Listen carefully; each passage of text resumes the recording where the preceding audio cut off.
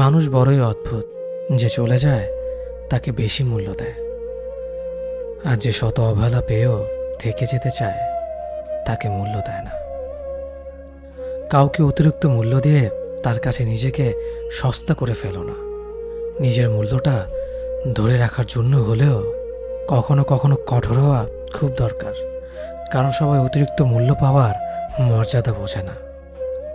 ভালো থাকতে হলে মাঝে মধ্যে একটু নিষ্ঠুর হতে হয়। যে তোমার বিশ্বাস ভেঙেছে তাকে তুমি ধন্যবাদ দাও, কারণ সে তোমার চোখে আঙুল দিয়ে দেখিয়ে দিয়েছে সবাই বিশ্বাসের যোগ্য না।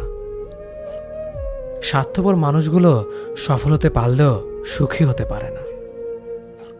বুঝতে শিখুন কে সময় নিয়ে আপনার সাথে কথা বলে, আর কে সময় পেলে আপনার সাথে কথা বলে। পৃথিবীতে কঠিন বাস্তবের মধ্যে একটি বাস্তব কথা হলো,